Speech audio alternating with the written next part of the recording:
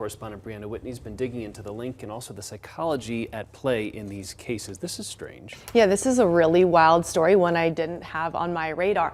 So this picture behind me, this would have seemed completely normal when it was taken back in October of 2022. Suns fans at a game in Phoenix. But what this now shows is a convicted serial bank robber who used his Kansas City Chiefs super fandom to gain notoriety next to Mr. Orange, who is now a suspected child predator. How they came together may rest in their psyches that fueled their fan favorite personas. Once a staple superfan at Footprint Center for the Suns, you have Mr. Orange. And once a popular name in the Kansas City Chiefs kingdom, you have the man known as ChiefsAholic. But somehow, the two came together in Phoenix side by side in October 2022 before they'd both be charged with unrelated heinous crimes. I would hypothesize that at the very least, they each knew of the other one's superfan identity. Dr. Aaron Nelson is a forensic psychologist helping us look at the psyche behind these two superfans, seemingly turned friends. Their real names are Patrick Batillo and Xavier Babadar.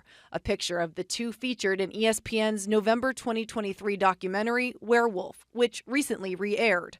Both Mr. Orange and ChiefsAholic had extremely active social media pages connecting with thousands of fans. On the surface, the things that connect these two that we know of are a deep need to feel special and to feel like someone who stands out, and not in a way that they could accomplish by their own, talents. It appears both were hiding a secret lifestyle.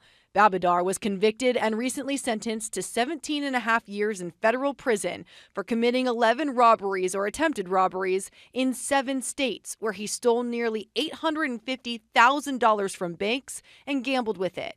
Mr. Orange was charged and indicted in April 2024 for multiple counts of sex crimes with minors after soliciting sexual photos and videos of teen boys over Snapchat in exchange for money. His reported victims, students at Peoria High School, where he coached basketball. Do you think these superfans felt that they would never be caught for their crimes and alleged crimes?